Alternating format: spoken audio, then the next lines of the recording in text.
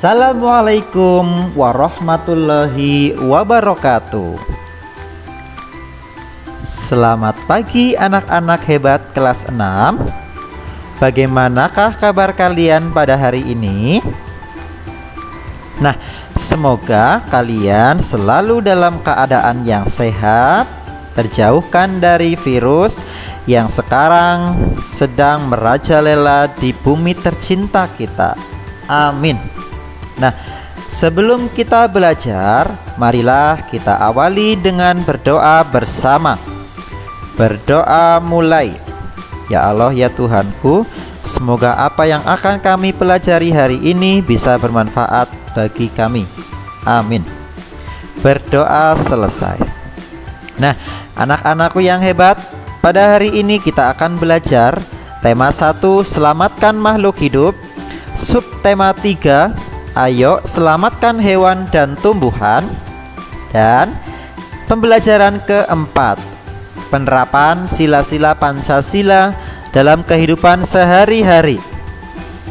Ya, pada pertemuan sebelumnya kita juga sudah belajar bagaimana penerapan sila-sila Pancasila dalam kehidupan. Ya, kita sebagai manusia itu harus mengamalkan sila-sila Pancasila, baik itu dengan sesama manusia maupun dengan hewan. Misalnya hewan peliharaan yang kita miliki. Nah, perhatikan penerapan sila-sila Pancasila terhadap hewan peliharaan. Ya, ada seorang anak laki-laki yang memelihara kucing. Ya, dia memberi makan kucingnya setiap hari, pagi dan sore, dengan nasi dan juga ikan. Ya, bagaimana ya penerapan sila-sila Pancasila terhadap hewan peliharaan? Yang pertama, sikap menyayangi hewan peliharaan sebagai bukti rasa syukur kita terhadap anugerah Tuhan. Nah, kalau kita bersyukur, berarti itu adalah pengamalan antara manusia dengan Tuhannya. Berarti termasuk sila pertama Pancasila. Yang kedua, merawat hewan peliharaan yang sakit. Nah, ya, ini sama makhluk ciptaan Tuhan.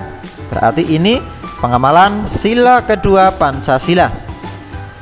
Yang ketiga, bangga terhadap beragam hewan yang ada di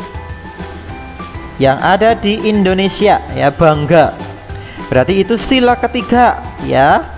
Kemudian yang keempat, berdiskusi untuk membagi tugas merawat hewan peliharaan.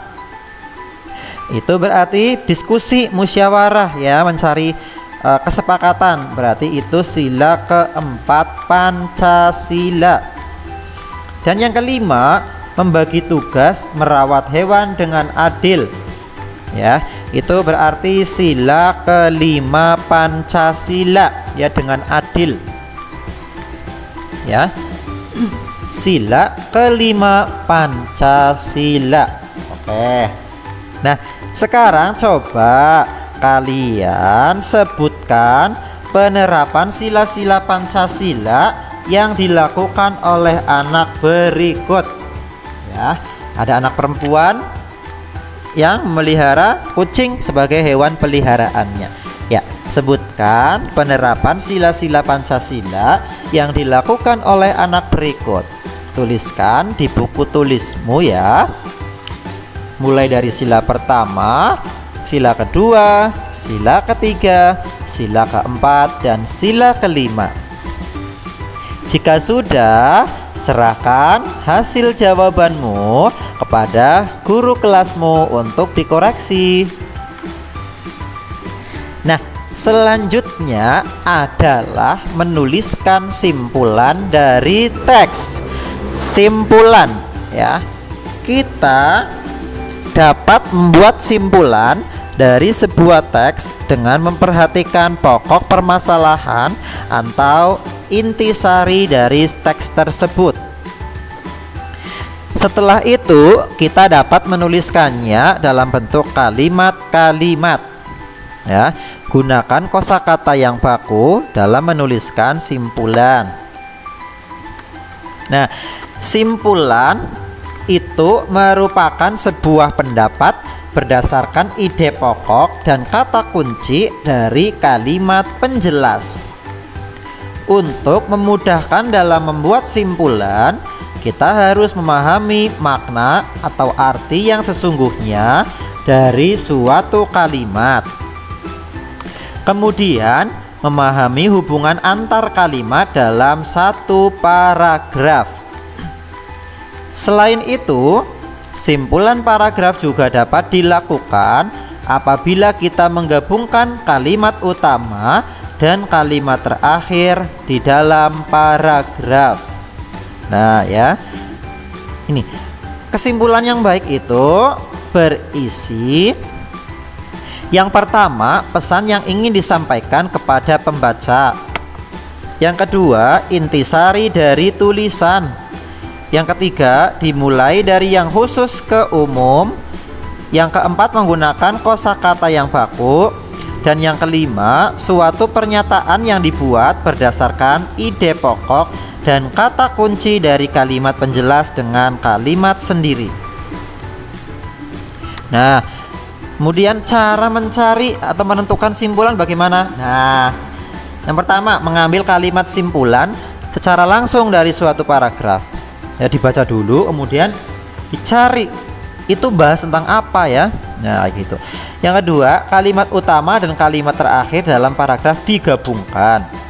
Yang ketiga, menemukan hubungan sebab akibat atau akibat sebab.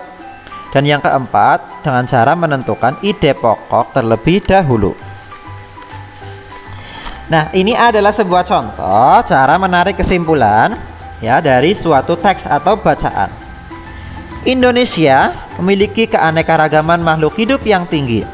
Keanekaragaman akan berkurang jika pemanfaatannya tidak bijaksana. Oleh karena itu, pelestarian keanekaragaman makhluk hidup perlu dilakukan. Pelestarian tersebut bermanfaat bagi ilmu pengetahuan dan masyarakat. Pelestarian makhluk hidup juga sangat penting untuk memenuhi kebutuhan masyarakat. Masyarakat dapat mengambil berbagai manfaat dari hewan dan tumbuhan. Nah, dari paragraf ini, kalimat utamanya terletak di awal paragraf atau kalimat pertama, yaitu Indonesia memiliki keanekaragaman makhluk hidup yang tinggi. Nah, jadi dalam teks ini, kesimpulan diambil dari ide pokok yang terdapat dalam kalimat utama, yaitu Indonesia memiliki keanekaragaman makhluk hidup yang tinggi. Itu adalah simpulan dari teks tersebut. Nah, cukup mudah ya anak-anakku yang hebat. Baiklah, cukup sampai di sini dulu pembelajaran kita pada hari ini. Kita akan lanjutkan pada pertemuan selanjutnya ya. Pak Guru akhiri, wassalamualaikum warahmatullahi wabarakatuh. Jangan lupa like, share, komen, dan subscribe jika bermanfaat.